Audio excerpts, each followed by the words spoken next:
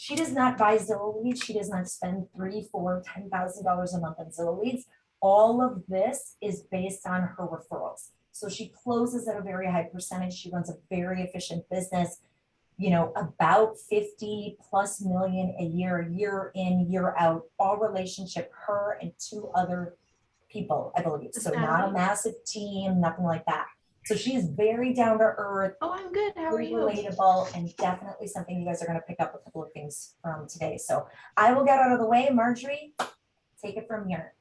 Oh, thank you. So first what I'll do is have you guys mute, just because you guys always crack me up, but we all do the same thing, right? We'll all of a sudden end up on the phone or anything. So if you can mute, that way, if you answer the phone, we won't hear you. So that's first. Second, you guys can see on here, Brittany Wills and Bethany Schaefer, wave, they are my team. So Brittany and Bethany are listening in. They always listen in, which is awesome. They are a big part of starting these classes. I read through them with them. They add really helpful tidbits so that we can share them with you. So as Lisa said, I met Lisa years ago through the core. So I will start with saying you guys are super lucky, because we wish Lisa Wells was here in Charlottesville. We would totally steal her. I don't think she's moving. So first, she cares about you guys a lot. To do classes like this is pretty rare, right? So that people bring us in, which can be surprising, right? Because there is this resource of these realtor coaches, but that Lisa wants you to grow your business and learn things and bring someone like me in, I always think is super wonderful. You know, she's a fantastic person. Do you know she's a great dancer? I don't know if you know that, but and she also is a karaoke queen and knows all the words. So if I ever go on like Ask Shazam, Lisa Wells will be going with me. So just in case you didn't know, she's very good at both of those things. So moving on, it's true. We're going to focus on tracking and generating leads. So as you all, I'm sure, are feeling, the market is changing.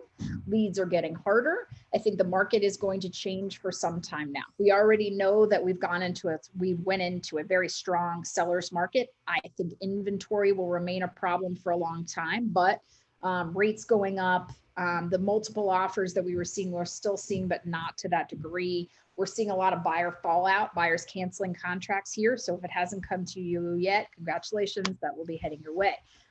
So when we think about that, yay, it's not been bad enough, woohoo, then this comes. So this is when you really need to be looking at your businesses and thinking, okay, where is my business coming from? What is coming? How do I need to shift? What do I need to pay more attention to? So we all know that we should be focusing on our databases first, but I'm going to take one step back. So Lisa's going to share with you a form that we coach off of and work with, and it's called the lead tracker. So she's going to make sure you guys all have it.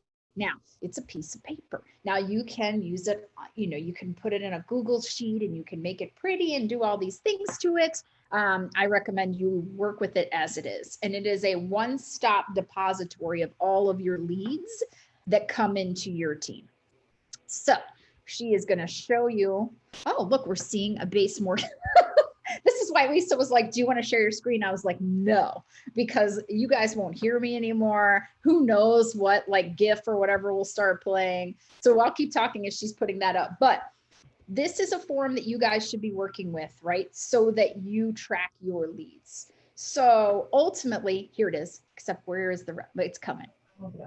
Oh yeah. There we go. Yay. Okay. Lead tracker. So again, she's going to share this with you. You can print it out. You can use it as an Excel sheet. So it's pretty simple, right? You're looking at it going, wow, this is very high tech. This is step one for your lead intake. So when a lead comes into the team, this is the depository that then it gets fed out to your Google Sheets, your Excel sheets, your CRMs, whatever it may be, right? So any lead that comes in, and she'll share this a hard copy with you so you guys can keep them and use them moving forward. Now, this looks kind of simple on the beginning. You're like, wow, name, yes. Name, source. Now, source we're going to get into because it's at the bottom of the form. But results of call, there's all the sources. And we're going to go through all of these sources with you. So we're going to be giving you some tips on generating leads from different sources. Then result of call, that's pretty simple. They called about buying 123 Main Street, or they want to buy a house 350 to 650 in this part of the county, or they need to list their home at 123 Main Street, whatever it is. So result of call shouldn't just be buyer, right? It should be buyer who's looking at this point, or set appointment for Tuesday at 4. phone or email so that we know that you can communicate with them. And then you see number of calls. The problem is people think, oh, I called them once and they didn't call me back. And then that's it. And then we forget about them. So you can put hatch marks there for number of times you try to reach out to them if you don't connect with them. So it's literally that simple on the front, on the top of the form. So, and you can, of course, as you get more leads, keep filling them in. Now, if you are someone that gets cold and warm leads, I'm going to recommend you have two. One is a warm lead tracker, meaning warm sources of business, your database, your business relationships, or, you know, if you have realtor referrals that you within a certain area are constantly sending each other. So any relationships you have, if you have a builder, right? Those kind of warmer leads. Colder leads, second form, would be for your Zillow, your realtor.com, your whatever, your website, whatever sources, your Dave Ramsey's, the misery of, what was it? I can't even, what's it? Homelight. That's that. So any of that would be form 2. Now, if it works well for you, good on you. It's just not something we've really enjoyed.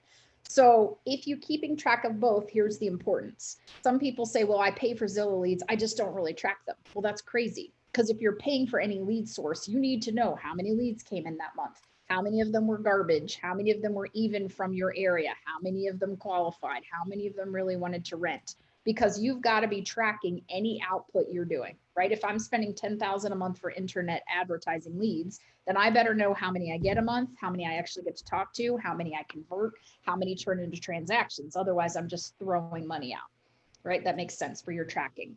So we're going to focus this call really more on your warmer leads. Okay. So that's going to be super important. So we're going to look at the bottom of this form. The bottom of this form, you see a G line, an L line, a T line, and a bunch of little initials, right? And you think, what are those? So I'm going to help you go through those.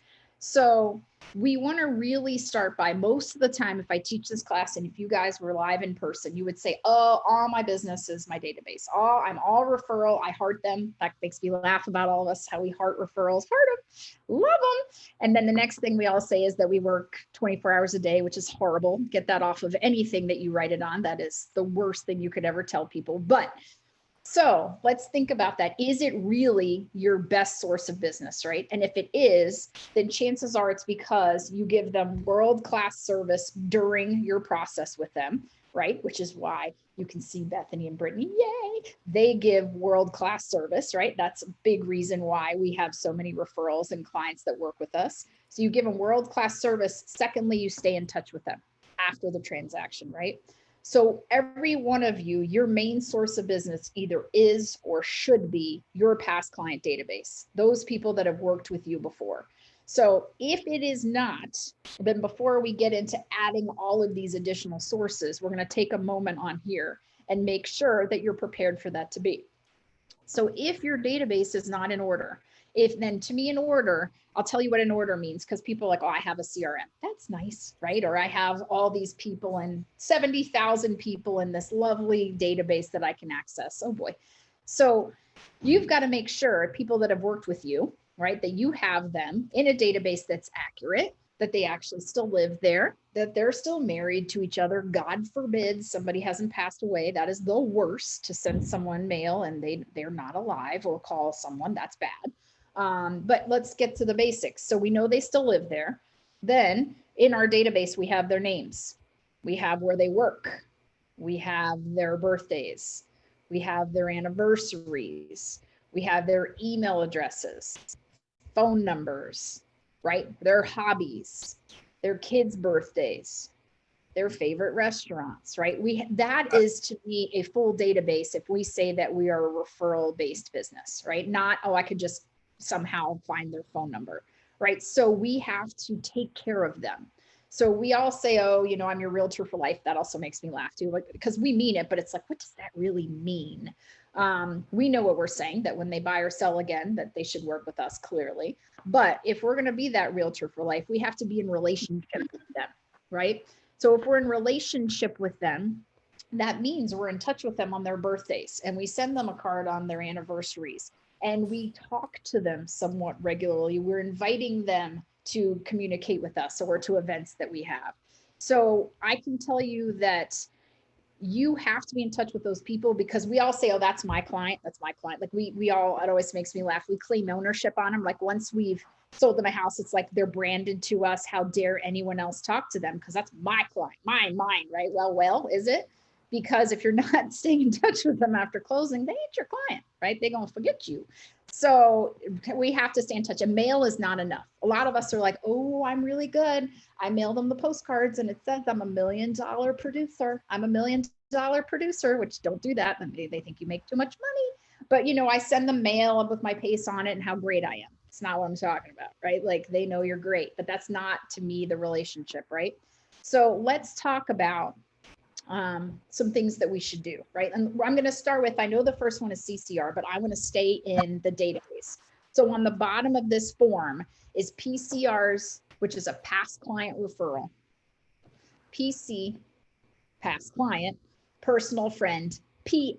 Now to me, if someone is your personal friend that you are in relationship with, I include them in my invitations and my letters and everything. I'm not spamming them, but I am taking care of them and offering them like I would to my past clients. But this group of people, especially the clients that you've worked with, they know your language, they know your team, they've had a transaction with you, right? So they're kind of in the flow with you in that way. So as we're working with them, right, we have to have tactics to maintain the relationship. So let's really kind of give you some meat behind that so that, you know, we can look at it. So to me, I talk about pillars of business, right? So the main pillars of business, you can't just have one pillar of business. Just like if you think of a house on stilts on the beach, if it's on one stilt, it ain't going to stand up, right? So you really need 4 stilts, let's say. So your past clients in your database is that hardest foundation stilt of your business. So right now, let's think about this. Let's pretend you have a database. There's 400 people in it. And let's say up till now it's going to be longer, hate to tell you that, let's say people moved every 7 years, just every 7 years. So 400 people moving every 7 years, that's about 15% of your database, right? Moving every 7 years. So if we're going to use 400 people, that's 60 families a year in theory that move, right? So that would mean I should be able to count on 60 sales a year. Now, again, we know they're moving less often from that database. So that in theory is 60 sales. So let's argue now that we're going back towards 40. People got 2.5% interest rates 3 years ago. They ain't moving anytime soon. Plus everything's really expensive. But if we say we're going to count on 40 to 60 sales from there, the other goal is to try to get 1 referral from every person in that database. Right now, it's not going to happen every year, but our goal is 1. Now, imagine if it did, your life would be golden and you would need a way bigger team because you'd be selling like 440 houses a year. But if we want to have that kind of business, that goal of warm business where I don't have to chase after some lead that's not going to show up or that wants me to do it for $500 because the guy on the phone said so, I ain't going there, right? So let's talk about a couple tactics that we can use to maintain this relationship with our database, a couple different things than what you may be doing, and then that we have this relationship. So here's what I'm going to tell you too. Clearly, if they're in your database now, right, they like you and trust you. Now, for those of you that put like the worst people on earth, that were the worst transaction ever and treated you and your team like garbage, and you put them in there, stop doing that. If they were horrible then, they're going to keep being horrible, and all their friends are horrible, and probably their pets and family are horrible. I don't want to work with them again. So they don't go in the database. But the people that we're taking great care of took care of us. They respected us. They loved how we did business, right? They're people that we want to work with again and that should send us referrals, right? That's the goal. So now if you think, okay, well, I send them postcards all the time or whatever it may be, that's great. But let's look at 2 tactics to maintain the relationship, 2 things that you could put into your business to change things up a little bit. So the first one is phone calls. And that's the hardest one. And my team who is sitting here who will smile and say, yeah, I can be still struggling at making phone calls because I'm terrible at calling someone without a purpose, right? I like a purpose. If it's Lisa's birthday, I can call her. Now, Lisa, I can call and just say, hey, you want to like joke about this? But you know, if it's a client that let's say you're not as in tune with, it's very hard to just pick up the phone and be like, hey girl, hey, because they're busy too, right? So let's figure out what's a great reason. So this is called the annual review call. And I want you to think about this. So this came from, I think, Dayton at the core, who you guys don't know, but he's a phenomenal, like, you almost think, is he really human realtor? He's so good. And so consistent. And so he started teaching this years ago, and I was like, well, this is a really smart thing to do. So I want you guys to think of something. When we're maintaining a relationship with our database, they have to know us almost as two people, but in two different ways. I want them to know me as Marjorie, the realtor, their consultant, their realtor for life, that they should come and call when they need real estate advice, when they want to talk about investing, when they want to know what's their house worth, when they want to know should they refinance, when they want to know who should they talk to about remodeling their kitchen, right? Who should they get? Should they spend this money on landscaping? I want to be that ultimate resource because, quite frankly, if they're not going to move 7 or 12 for 7 or 12 years, what else other than telling them, I'm great, I sold 6 houses, I'm great, I'm a cubic zirconia realtor, who cares, right? So what's that resource I can be between that sale, the purchase, and the next sale? So the annual review program, and by the way, I'll share all this with Lisa too. So Lisa, I'll send you like the letter and the checklist and everything they need so you can just use it, modify it for yourself, but as kind of the start. So the whole point is I'm your expert, right? I want to cement that I am that person for you to reach out to. They want to be prepared. So think about an annual review. Like, I don't know why every insurance agent, every financial advisor, by the way, if you have great relationships with people like that, you could teach them this program once you implement it. Because the point is a once in a year check-in to see how you're doing and do you need anything. So the way you organize this is you take your database, again, the one that you have nicely organized, and you break it down by closings per month. So going back, I've been a realtor for 26 years. I still have some clients in the first house they ever bought. I'm like, time for you guys to move. But I go back every closing I've had in the month of January. So the month of December, I would send them a letter with a little questionnaire and say that I want to offer them this annual review, which means this call that we can go over any questions they have about improvements they should make, update me on improvements they did make, contractors they may need. Do they need to consider refi now? Probably not now, but up until now, like, were they thinking of refi? Do they need a HELOC, right? Do they have some major improvements? Are they insured for enough? They're all of these things that I want to make sure that it's kind of like when you go to get your physical with your doctor, sort of like your home and financial physical. So then I can also offer them, if they don't have an accountant, then I can refer them to one. If they need a financial advisor, if they want to know, is it a good time, to refi, whatever it is, I can send them to Lisa. So I'm able to cross refer, but the most important thing is I'm offering this service to be a constant resource for you. So the great thing about it is sometimes people don't want them. Like, we call them and they say, I don't need one this year. You've answered all our questions. Thanks so much. But the point is I offered it. I am here to be that resource. And what these calls have done over the years is it never fails. We have clients contact us all the time for everything. Yesterday, someone called me and I kind of laughed because the client called me and asked me a bunch of questions that are really a lender question, but he thought of us first, right? And I was like, I have no idea if this mortgage would work because I don't do mortgages, but here's who you need to call, right? But he thought of me because we've put ourselves in this position. So the best position to be in is you don't find out 6 years later that they put $150,000 into rocks in their yard, which we had a client who did, and nothing in their house. So they have an old house with great rocks. Sweet. That did not go well. So we want to be there for them. So you get to connect with them. Now, when they do the call with you, you have the checklist. Do they have questions about this? Can you refer anything? Would they like to know the value of their home now? Right? Are they thinking of moving? And then, by the way, you get to ask for a referral. Who do they know who's thinking or buying or selling right now, right? And that you appreciate. So if I was speaking with Lisa, I would say, Lisa, you have not only been the best client ever, but you've sent us our favorite clients. So I know you're not thinking of moving right now, but who do you know right now who needs to move, or who had a baby or had a life change that would result in them potentially needing to move? Because really, it's a great time for them to call us. It may not be the right time for them, but we can be a resource for them. So it gives you this opportunity, 1, to connect with your client, 2, be valuable to them, 3, continue to be a resource, but 4, ask for referrals. It's a really simple program. And then you go to the next month and you do the same thing. So it is a great program where you're offering value to clients and not just telling them that you're fantastic, right? Does that make sense? Not just kind of bragging on your numbers. So what's great about it too is it gives me a super reason to call you, right? Like a birthday is a reason to call you. An annual review is a great reason to call you. We talk about a lot about just cold, hey, Lisa, how are you doing? How's the family calls? Those are hard though, depending on a personality type. So Lisa and I are both IDs. We're really good. We talk fast. This is me talking extremely slow, just so you're clear. I'm working on it. I am a fast talker. But it's more like, yeah, what do you want? What do you need? You got this. Okay, how should I talk to you later? So I'm not good at the, hey, what's happening? You're having a good summer, right? I'm kind of like, what do you want? What do you want? What do you want? So for me, a purposeful call like this makes things so much easier. And think about it, that now knocks out one of the at least 2 calls you should make to your database every year. Does that make sense? So I'm calling you with a purpose. Does anyone have any questions about that?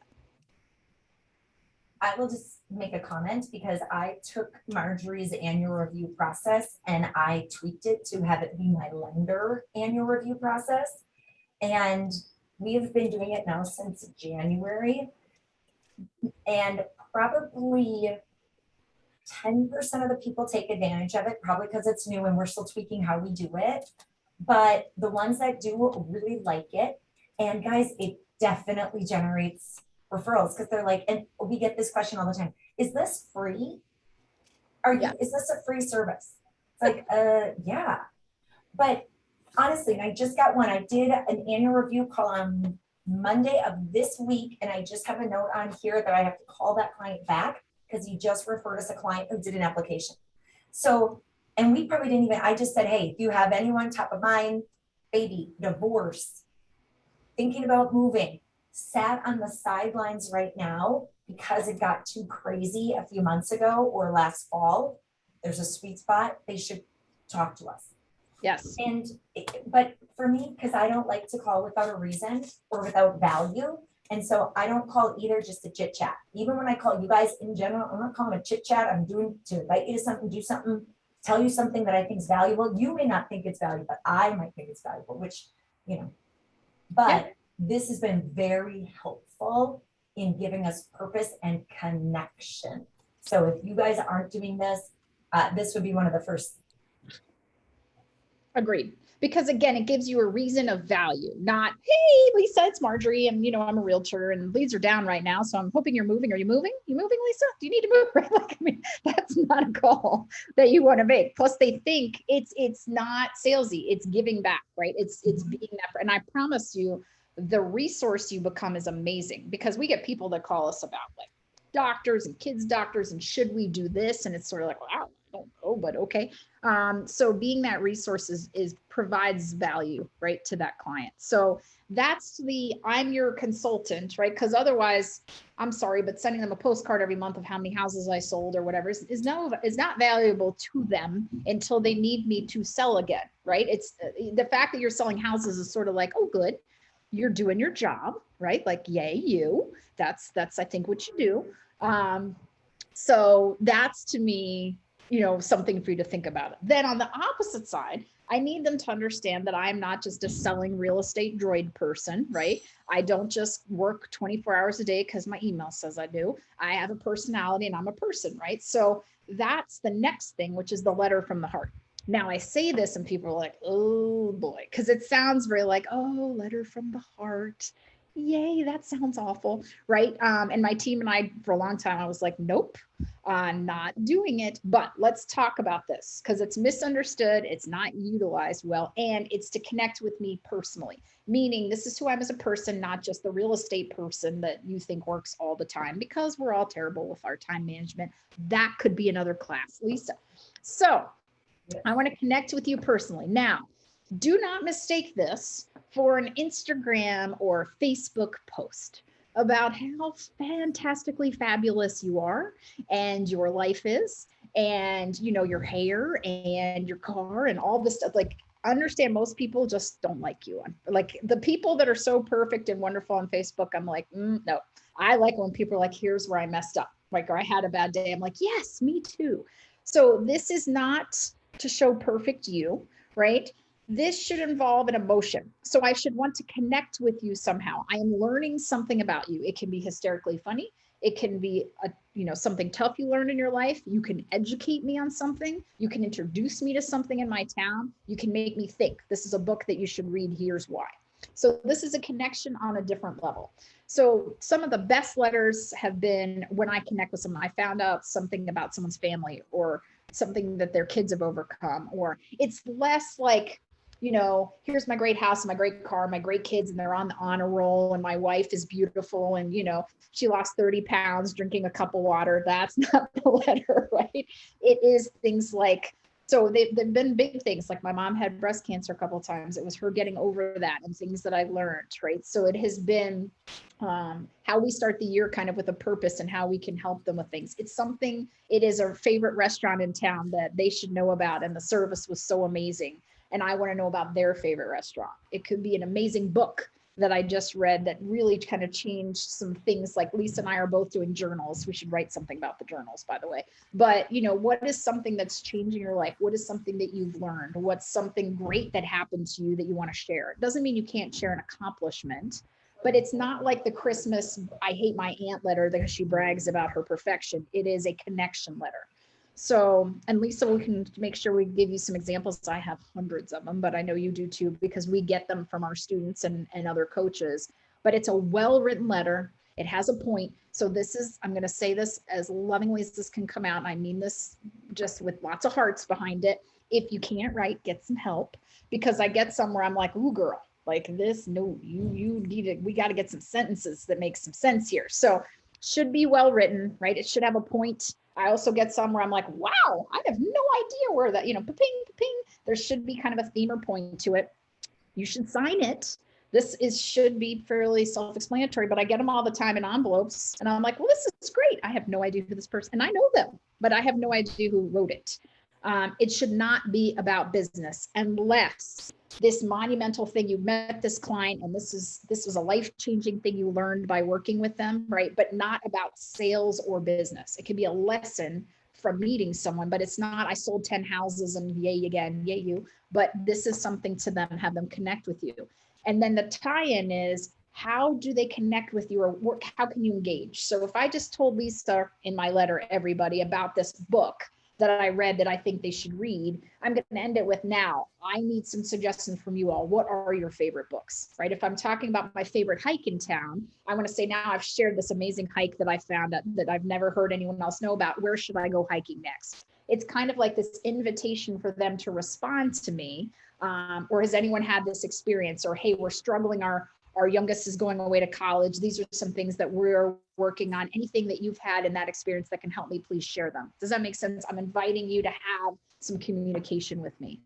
So that's, again, I'm your business person. Here's something about me. Now, the core talks about doing these monthly.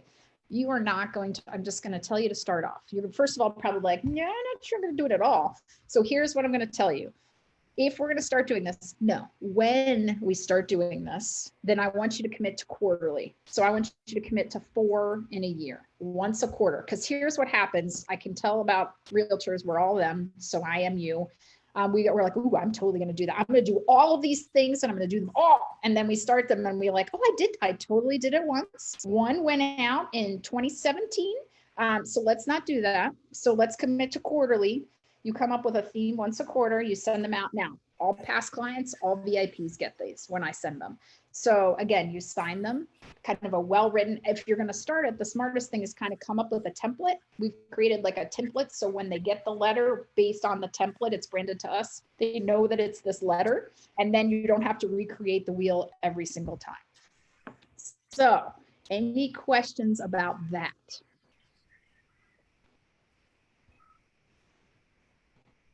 I can't see all of you, but because a lot of you are, but I'm hoping now what I'm going to tell you before we go further, you're going to commit to starting one or the other.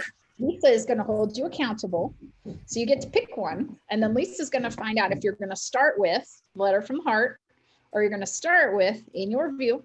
I will take a bet that most of you are going to start with the In Your Review because it's less personal. So, but you've got to commit to starting these. And here's the point. The market's changing now.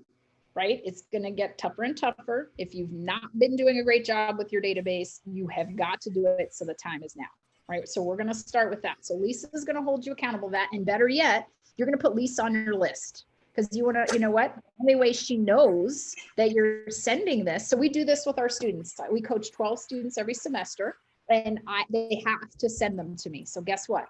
When people are like, oh, I totally sent that. Well, it's 3 months in and I haven't gotten any. So I know you're not because I'm either not on your list, which you didn't follow directions, or you're not sending them. So Lisa goes on your list and you're going to commit to one of the two, right? And she'd be a fun call for an annual review call, by the way. She can sing you a song.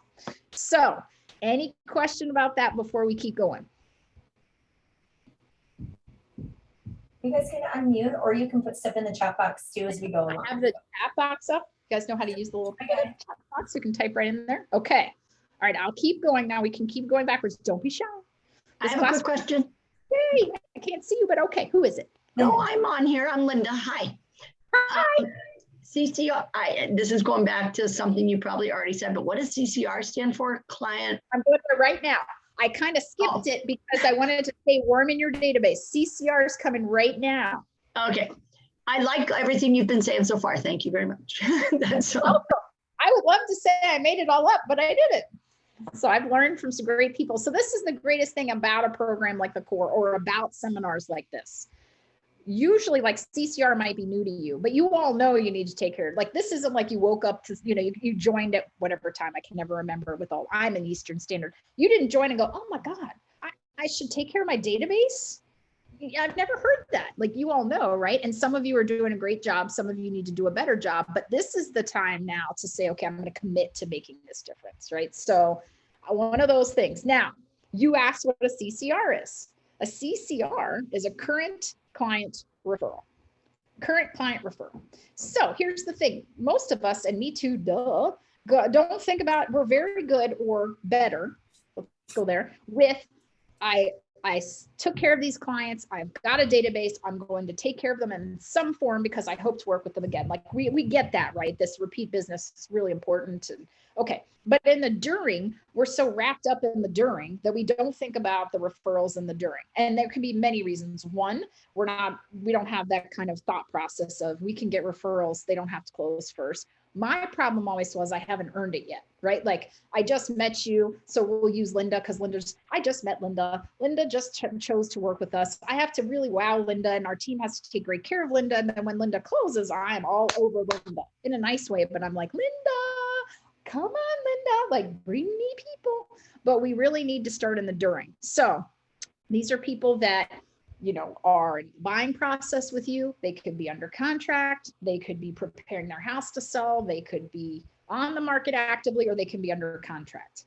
And really the way to get better at this, and this is a process, let me tell you, because all of us, like, you can ask my team because they're on this call, like, there's still many times where I'm like, whoopsie, I did the presentation and I didn't really stress the importance of it because we got so wrapped up in the fact that their house probably needs a match rather than a staging consultation, right? So you get diverted because, wow, there's a lot of work to do here. So it has to be part of your presentation. So a whole nother class is making sure that we always have, our presentation ready that we go off of, obviously with questions asked, but that has to be part of this presentation. So when I'm sitting down, so let's use Lisa as my client and I'm doing a buyer consultation with her, the easiest way, of course, is if she were referred in, right? So if Lisa's referred in, it's pretty simple because Lisa's sitting there because Steve over here said, hey, you need to meet with Marjorie. So it's important that you take a moment, right, and acknowledge the referral and how important it is to your business, right? So Lisa, we're super excited to meet with you. Like, I love Steve. How do you know Steve? Well, Steve's been a good friend of mine for lots of years. So we went to high school together. That's fantastic. So Steve was fantastic. I mean, my team loved him because he was just so appreciative of everything. And we just had such a great time. So just knowing that you're a friend of Steve means we know that it's going to be fantastic to work with you. So Lisa, this is how we grow our business, right? So I'm going to be checking in with you during this transaction. All of us will, making sure that we're taking great care of you, making sure that there's nothing else you need from us, and reminding you every once in a while that, like Steve referring you in, this is how our business grows. So when you're hearing people, so Lisa, do you know what your reticular activator is? No. Okay, so it's really cool. Your reticular activator is when you start focusing on something, it's the thing in your brain that allows you to start paying attention. For example, like I bought a car. I'm not that crazy about a car, I'm not a car person, but all of a sudden when I bought my car, all I see is my car everywhere. Every commercial's about my car. It's like, what's going on? Now, clearly they were there before, but I wasn't really tuned in. Yeah. You are now sitting here with me to talk about buying a house. So what's funny, and you're gonna call me soon and be like, I can't believe it. You're gonna start hearing people talk about needing to buy a house, or that they bought, you're gonna pick up on commercials. All of a sudden people are gonna talk about the market on TV. It's because you're really dialed into it. So when you're hearing people say, hey, I need to buy a house or I need to sell a house, I'm going to ask you that you ask them, hey, are you working with someone? And if not, I'm going to say, I'm going to teach you how to kind of connect them to us. Is that okay? Yeah, for sure. Right. So that's a reticular activator, just so you know. It's like a way to kind of say, you're going to start thinking about this and your whole life kind of becomes about it. People are going to be, oh, you're selling your house? We're thinking of selling our house. This is a way to introduce that you work by referral. And then when you're checking in with them, and they say, this is where my team can laugh. Like you can see Bethany, I don't know, Brittany kind of going off screen because I know she's working, but they can laugh. We have people call in, and this is why I know you're not good at it because I've done this for years. I'm still bad at it. And they'll say, oh my God, the photos were fantastic. You guys are super amazing. We love working with you. And I'll go, thank you. Duh. That's the time that you go, oh, I know Abby takes such great photos. So right now, do you know of anyone right now that you think needs to move? Maybe their house is too small, or they've mentioned that, they've really had questions about the market. Who can you think of that might need to move? Instead of thank you, which is a great answer, it's a great prompt. So what your team and you, if you have a team, needs to start listening into is all of those, you did a great job. We love working with you. All of those compliment times that you should don't not say thank you. I wouldn't say be like, oh, I'm not saying thank you. Thank you. And who do you know? So you guys have to come up with a system from your presentation through your updates. When are you going to have these moments, right? Also the celebration times, they got their loan commitment. Yay. If we're going to take, or we're almost done. We need someone else to take care of. You have these times in your transaction that are celebration times and that you can ask, right? And so I'll tell you one form that helps with this as well is called the All About You form, where you're connecting more with your clients. And I'm going to make sure, I know Lisa has one and we can share ours, but the All About You form is kind of a more personal form to find out about their pets and their kids and their likes and their favorite things to help them celebrate. So by using that and really getting a little more in depth with them, that can also help you with getting more CCRs. Any questions on that one? So here's a question. Anyone that I'll ask back, is there anyone that is really doing this now super well? Can anyone say that a major source of their business is actively current clients? I was proud of myself that I asked a current client that question the other day, probably once in a 3-month period that I did it. That's better than zero. Right. But again, it's something because we all think about have I heard this? Only 1 million. Oh, let's make that. Can you want me to one up you? I teach it. This is what I teach. And I'm still not great at it. Right. Like I literally teach this to people and my team's like, girl, you didn't do it. Right. Like there are times we've really been like, we should ring a bell, or I'll be like, I asked, because I'm so happy about it. So understand that, but this is all the point in all of this is we mean to do it. I don't care what it is. We mean to do a better job with current clients. We mean to take better care of our database. We mean to add this into our presentation, right? We have these intentions, but if we want to make a difference in our business, we have to implement, right? Have to. Because how many seminars do you go to or webinars you listen to and you're like, oh, that's great. I should totally do that. And a year later, you're like, oh, I know I heard that like last year. So the whole point in now is from all of these tactics, when you take a class like this, or when you go to a seminar, it's okay, I'm going to commit to this first. When it's done and we're rolling properly, meaning I'm on my second letter from the heart, I'm in the groove, I've got my system down, it's a system now, then I'm going to add this. Right now, I'm going to start doing the annual reviews, because you can't be like, I'm going to do an annual review and you get through January and you're like, whoo, that was exhausting. I'm going to do 1 out of 12 months. an annual review, you got to commit for how long you think? Lisa, how long you think you got to commit for an annual review? Like Forever.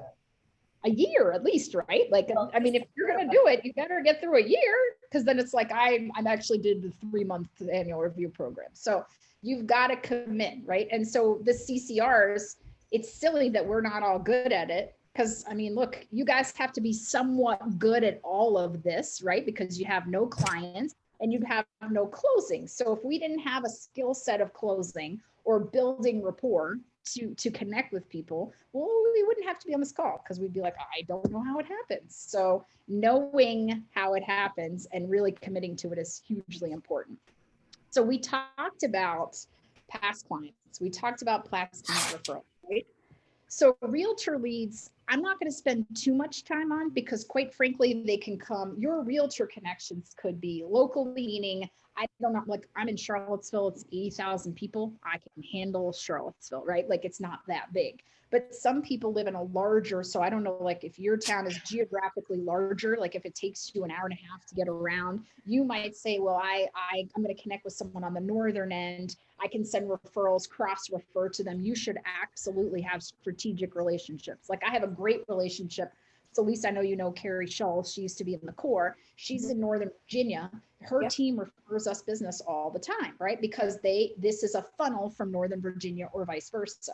So an hour away, Richmond agents, whatever it may be. So yes, you should strategically know, hey, if everyone all of a sudden is moving from San Francisco, I think it's pretty smart to reach out to the right and say, hey, I could be your resource here. But there's no way you guys are going to be like, okay, there's 1,800,000 realtors. I'll just market to them. That's not a smart use of your time. But being clear on where referrals are coming from, can you do a better job? Yes, all of us can. Asking when someone says I'm moving, and this still we're average at, and I say we, it's really me.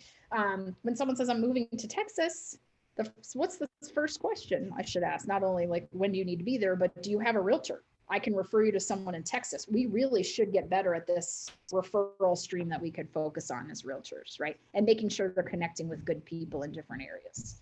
So to me, that is a tactic that's just a simple question in your presentation, but it's also knowing, being clear where your influx is coming from and is there an opportunity there, right? So I won't spend too much more time on it, because quite frankly, it could be you could go to conventions and meet people, I don't know, but each of you will have your way of doing it. Ad is ad, but here's the thing when we're tracking ad leads. It says ad here, that's a very broad-based category. So I will tell you internally, when you are on the top of the form and you're writing source, right? And it says ad, you can't just leave it there. It has to be ad/Zillow, right? Source, ad/sign, ad/a publication, ad/farming. An ad is anything that doesn't fit into the other categories, right? Oh, I just drove by this sign and want to know the price. Those are the fun ones, right? Oh, it's this much. Oh yeah. You spend 10 minutes and they're like, oh, I'll just tell my realtor. Like we just had one of those people like, oh, we need to see this house and blah, blah, blah, blah, blah. And then of course, one of the first questions we always ask after the blah, blah is, do you have a realtor? Yeah. Maybe call them, right? That's what they're there for. But so you need to find out the source, ad/. Anything you're spending money on, you should have a dedicated second page or whatever for that, because I'm going to be, if I spent money on things like ads, you better believe at least once a year, I'm looking at my number of leads, my conversion, what I'm making, how much time my team is spending. Am I spending too many people spend money on cold sources and don't follow up? That's silly, right? As the market changes and you have to tighten up your P&L, it's one of the smartest places to go, hey, I'm either going to maximize this or get rid of it. So I don't teach ad sources except tracking, right? Paying attention to that, making sure that if we are all in on whatever program it is, that we better be paying attention to input and output. And I should not, on anyone who does, I should be able to ask you what your conversion is, and people should be able to tell me like this. Otherwise, it's most likely a waste of your money, right? Oh, I do really well. What's really well? Well, I sell houses. Well, how many houses? Well, a few houses. Well, that's fantastic. But you have no idea, right? So that's something that you need to be tracking, right? The next one, and the second most important one to me, to your database, is business, which is also VIP. So it used to say VIP, now we have it more as business on this list. These are your very important person or business leads on the bottom of this form. Okay. Now, if you guys are not focusing on VIP/business people, it is time. It was probably time years ago, but you better believe it's time now. If people are going to not move as often, which will be the case, right? Because at least in our area, and I'm sure in yours, like I look back 26 years ago, my first house was like 118,000. You can't find that no more, right? And then my second move up home was like 250. And then I like almost threw up, but moved up to 500. Well, the $118,000 house is $300,000 house now, right? And the 250 house is now $600,000 house, right? And the $500,000 house is now $800,000. So if you think about the, every 5 years you'd move up kind of traditional thing. Well, now that prices have changed and rates have changed, people are eking into their first home. They're going to sit longer, right? That whole interim move has gone away. So now if you were counting on your database, which we still should, but as we talked about fewer sales of them moving, then I need to get referrals from them, but I can't just count on my database, right? Because look, and I'm 50, yay, but everyone's had their kids. We've all lived in our houses for like 15 years. A lot of our age group, I'll call it, aren't really moving because we can still, I'm 50, I'm not 90, right? So I don't need to go into a next step home at this point. But when your database sort of kind of ages with you, it also changes. Now I get their kids and referrals of families and still, first time home buyers, don't get me wrong, but your market kind of shifts. Well, then you better realize, ooh, I better have another strong lead source. And to me, the VIP business lead source is key. So if you think about it, like when I talk to people, to me, it's this. So I have my core team, and my core team is me and Bethany and Brittany. Brittany's back. Yay, I can see you. So they are my core team, right? We're our inner team. And then I have my secondary team. And that secondary team would now be like my Lisa Wells, my lender. It would be my attorney. It would be all the title company, my home inspector, my contractors, right? These are like my peeps that I rely on to get to closing, right? So inner team, second team. So that second team naturally needs to be VIP and business people. I can refer them. They're going to take great care of our clients, just like I would expect. They're going to get the same level of service that we're going to provide. And then in turn, I'd like to get, referrals from my attorney if possible. Now, I'm not necessarily getting the volume of leads. Like no way, for example, I'll use Lisa because she's sitting here on this call. There is no way that Lisa Wells is going to, as a lender, going to be able to return the volume of leads that I can send her way. It's physically impossible. First of all, I'm sending her leads. She's the lender. Most of the time her leads come from the realtor, right? Not from, so she can't, I'm sure you all would agree, she should not take your leads and give them to me. So her ability to take as good a care of them is what matters. Not the cross referring back to me, but the fact that she does a fantastic job and makes me look good, just like Brittany and Bethany do. She educates my clients, she gets them the closing, she guarantees, she takes care of them. That's my core team. Same with my lender, not my lender, my attorney, right? Like my attorney, I send him 50, 75 a year. Well, he'll send me when he can, but if he has three of us sending 50 or 75, he can't refer away, right? But he offers them great service. But who are people that could give us great streams of referrals? I need you to think about businesses that have books of business like we do, such as financial planners, such as accountants, right? Anyone that has a client base, insurance agents, right? People that, for example, should do annual reviews too, like property managers that don't sell are fantastic. Because Lisa said before, talk to me about some great lead sources. We have a great property manager who doesn't sell. Now, if they sell, I ain't gonna help you, right? Because they're gonna sell them, but ours don't. And so when it was time for lease renewal time, you should be pretty connected with some property managers, because if they're not gonna renew their leases, then the people may sell or those people may buy. So think about people that are in relationship, right? That you need to be with, and you need to take great care of them. You need to be able to refer your clients to them because you know they will take great care of them. You spend time with them. And we do the same thing for our VIPs that we do for our past clients. So if you are on my VIP list and you're in my business sphere, you are getting the letter from the heart. You are getting the annual review call. When we have little events and things, which again, pre-COVID was more often, you would be invited to that. We're having one-on-one lunches. I'm doing classes for you, or you might do a joint class with me. We might do a webinar together on investing if you're a financial advisor. So we're working to connect each other and each other's clients, right? So you need to think about these sustaining relationships that as the market changes, you can count on and they can count on you, right? When this business is there. So again, think about forming relationships, taking great care of them, referring clients to them. Now, to me, the biggest key is this is what can I do for you, not just what can you do for me. I am not a fan of anyone who's like, hey, who you got, right? But how can we help each other? Right. So that I want to be the person that they feel super confident that if their friend or their client or anyone needs to sell a house, that they should call me, right? That I am the person that they can rely on, that they know is going to take great care of them. And then conversely, it would be the same thing. So if you think about it, if you really just boil it down, let's say we have 10 relationships with attorneys, estate planners, it can be builder representatives, it can be property managers. I mean, you guys can, it can be contractors, right? It can be pool installers. There are many people that see many people, right? So for me, like repair companies, like some people get a lot of business from like the restoration companies, interestingly. So you got to think about who sees a lot of people and who has an opportunity to say, oh, you need to sell your home. Do you have a realtor or are you interviewing? The biggest key I think there is, do they have a realtor? Well, yeah, but we're interviewing. Great. Put her name on the list, right? And so it's these sustained relationships that you have that you can continue. So think about it this way. Let's say I could have 10 of those. I could have 10 really strong relationships and I could get 5 referrals a year. 5. That's not right. If I have a financial planner that has a 600 person database, for example, or someone that does renters and homeowners insurance, they know 5 people moving a year. That's in their business. If I have 10 of those people sending me 5 transactions, right? And if I go back to the beginning that I'm getting 40 out of my database, there's 90, I'm done. Right. So instead of chasing the home light lead, which my God, I mean, you have to call them in 80 milliseconds of a second, and then they don't call you back. And then when we literally, people yell at us because they say they didn't give their information. No, I called you out of, space. I found you just, through a psychic connection, right? Like they would yell at us. No, you put this info in, that's how we got it out.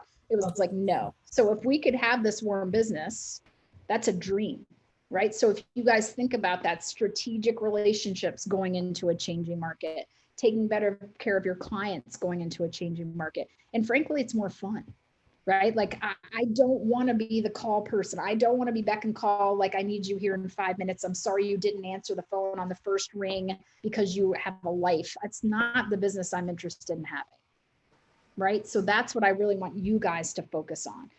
BLDR, just to make sure I covered, as builder leads. And frankly, to me, builder leads would be the same as like on-site salespeople if they can't sell outside of communities. I don't spend a lot of time on that because the builder business nationally is vastly different. Some people, site people sell, there's just so many variances in areas that would be something you would want to see in your area, what works. But just because I didn't want to, I think BLDR probably most people would figure out as builder, but just so I made sure to cover it. So as we're ending, think about this, like think about your business right now. And ultimately you could go back, like I can go back to 2008. I have every, end of year lead tracker from 2008. And I could tell you, here's how much business we had, how much money we made from it. Like, hey, Lisa, remind me to share with you the end of year lead tracker. It's a Paylog lead tracker, and they could literally tell you how much money you made per source, right, every year, right? It's fantastic. I've done one since 2008, but it's the clearest way of measuring your success based on, the work that you do. So I'm happy to share that with you too, because it's a great end of the year thing to have people work on. Sorry, I just thought of it. I didn't want to forget. But if you guys think about it, like to me, we're all salespeople, yes, but we have our strengths and kind of our secret sauce and what we're really good at. So please don't let me discourage you that if you are the king or queen of knocking on doors, God love you. I will never do it because I don't really like people. But if you're really good at it, I like pets. My team now is like, please like people more. You gotta like, I'm like, nope, dogs. If you're really good at that, do it. If you get 60% of your business from open houses, do your darn open houses. Now, I also hate those because I don't love people anymore. But my point is, I am telling you, you better dial into your database and you better have some VIP relationships. But that doesn't mean whatever you're a superstar at, that other people like me would be like, no way, that you quit doing that, right? You do what you're good at, but have these other pillars and sources that are going to guarantee you a warmer business rather than I have to chase you business, which look, I promise you, if you ain't 50 and you get there, you're going to be like, no. I am not doing it. So I want you to have a sustained, warm, and more fun business. And so that's the point of everything we talked about today. Marjorie, that was awesome. I mean, I wrote down lots of notes. Hopefully you guys all got something too. Were there any questions for Marjorie? Anything that you're like, how do you execute this X or Y or Z? I have a comment, but I want somebody else to speak up, please, because I've opened my mouth too many times. Please, somebody else talk. Anyone else questions? No. Okay, Then I get a minute. I get a second. 1 second. Hold on 1 second, Linda. Hold on. Okay. What if you don't have a big database?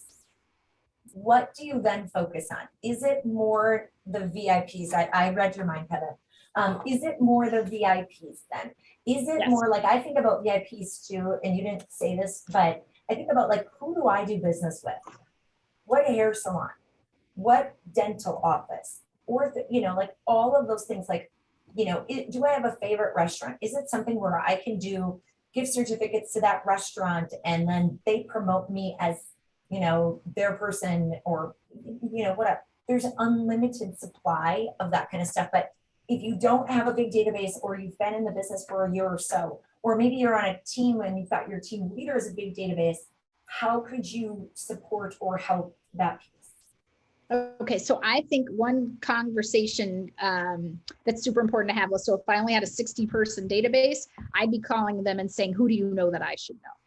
So to me, I think I made it pretty clear. I'm not a cold chaser. You know, I hope you love me. It's just not who I am. But I'm very much, if you love that person, I should know. So to me, a phone call would be to Lisa, right? So Lisa, tell me someone in your sphere. So someone that contractor or someone that you know, you have a great financial, who do you know that I should know, number one for me, but also to be able to share with clients and friends.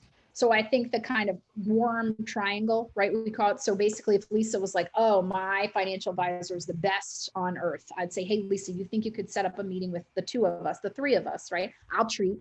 Maybe we can meet for coffee. I'd love to learn more about them and see if they could be helpful. If there's anything they can share, they might be a great contact from my database, right? So I think, who do you know who I should know? Now for me, I also think it's getting more involved. So if I don't know a lot of people, I'm going to get involved in networking events, chamber events. I'm going to join a board of something I love. I think it's pretty clear. I shouldn't have to say this, but it's not based on what I heard. Like, do not join the board of SPCA if you hate animals. And I know people are like, what? But people do it all the time. Go to what's natural and that you love. If you love animals, SPCA. If you love children, something children event. If you don't, it's disingenuous, right? So what can you get involved in? If you're a runner, start a running club, right? If you love reading, start a book club with wine. Maybe you just drink the wine, forget the book, right? Like, what can you do that you start with a small group that you say, invite a friend. So maybe your financial advisor does a beginning investing class and they bring a friend, right? So I think it's bring a friend. Who do you know? What should I get involved in? What can I do at school to get involved in school and meet parents? Again, what can I do for my community? Because not only are you giving back, which is fantastic, please make sure you understand, I'm not saying give back to get, because that's not how that works. Like, I'm on 3 boards and I don't talk about me being a realtor, but naturally it's sort of evolved into connecting with people first that I would never have connected with, like the mayor and all this. I would never, hey mayor.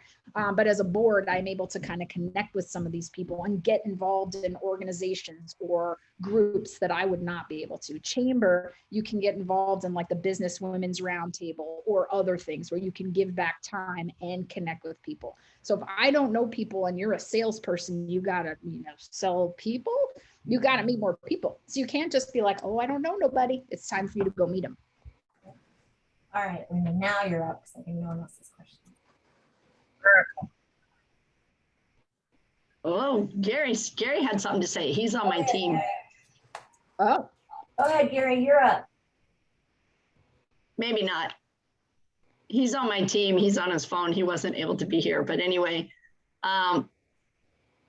so the question I was reflecting about why I don't ask the current clients for referrals more, and why we don't do that with all of our past clients, and why we don't call them every year. And it's a topic of conversation in many workshops and events I've been to. And I'm going to put a plug in, Lisa, for some future topic, which has to do, and maybe you're the teacher of this, Marjorie, I don't know, but it has to do with our perception of ourselves as salespeople.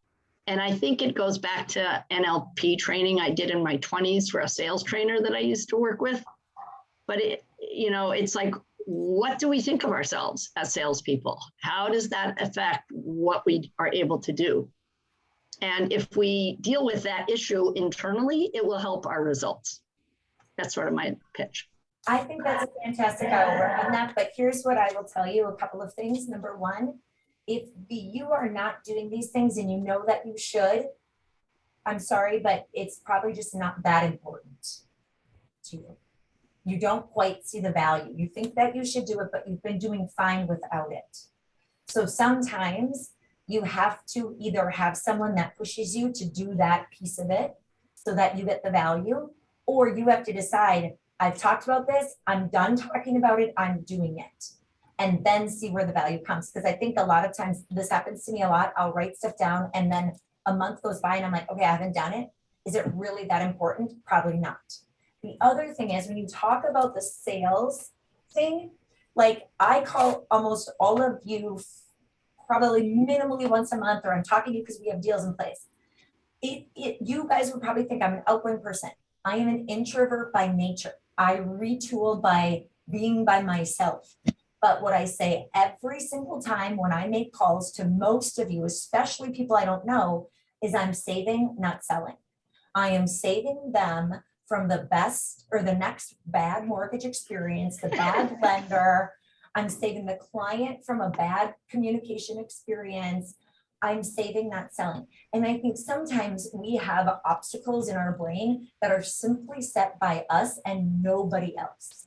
And so how do you get over that? I mean, I don't know, we'll work on that, or that's definitely a class, because I think the psychology of some of this stuff is definitely, but for me, I know being valuable, it's why I educate people so much, because I feel like if I've brought value, then I've earned the right to ask for business, ask for a referral. If they say, oh my gosh, great job, Linda. Like, I think I've said this to Gary before, who's on the call. Gary, how in God's green earth are you getting offers accepted for 0 down physician loans right now? Because he does. It blows my mind. People can't get them accepted with 20% down. Gary shows up 0 down, closing in 30 days. No, like, that's amazing. So again, I think sometimes it's up here, and how do we break through that? Or what do we say to ourselves to break through that? So that's another class. We'll work on that and see what we can find. Yeah, that's a fun, but a lot of it is when you reframe, right? Because again, that's what I'm saying. When I tell you to go to join a charity board, I am not saying, oh, I'm going to go sell the charity board. I'm saying givers gain. And I'm saying that when we reframe, I'm doing an annual review call to help you. If I can help save you money, if I can save you from a tragedy, I'm a very big believer that I am a resource and that you should work with me, because we are going to take better care of you than anyone else. I know this, it's a given, period, right? Like, I would pit Bethany and Brittany against anybody, and no, you may not steal them. They won't move. They're in contracts for life. But when you know that, right? When you feel that, and you really truly know, like, if I go compete, I love competing. Love it. Because I think, honestly, like, you're dumb if you don't hire us. I'm like, you're dumb.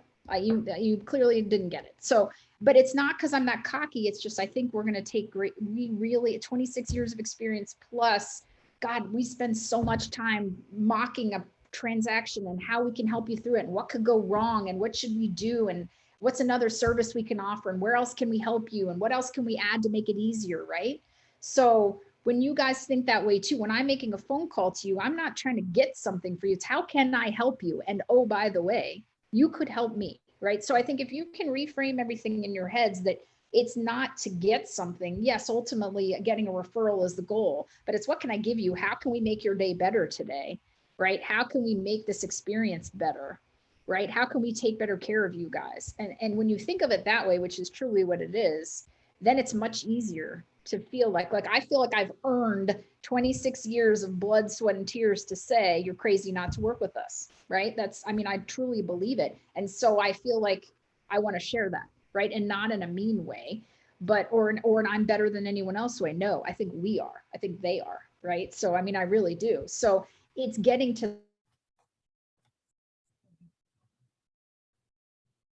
that point, right? Gonna put up with, right? Those are things. So yeah, let's do that. Let's totally do that class. That sounds like fun. All right, you guys. Well, we want to be respectful of your time. We're already about 6 minutes over. So thank you guys for jumping on. We so appreciate it. Marjorie, you will send me the lead tracker, the all about you. All about forms, you. So all of actually, those that's why it's good that collaterals. Bethany and Brittany are here. So we're Awesome. doing the So all she'll about send those- you. We'll get those out to you guys as well. Yes, we'll make sure you have all that info. And then anything you guys need, let me know. But thank you, Lisa. Yeah, thank you, Marjorie, for spending your time. She doesn't, you know, she does this because we're pals and because I feel like when I need something in the business and I think, oh my gosh, leads are down, agents got to find new sources, agents got to figure this out. Like she helps me out because she helps me out. So I appreciate you, Marjorie, for doing this. And I appreciate you guys for jumping on and soaking all this good info up. All right, you guys, take care. Great day. Thank you. See you guys later.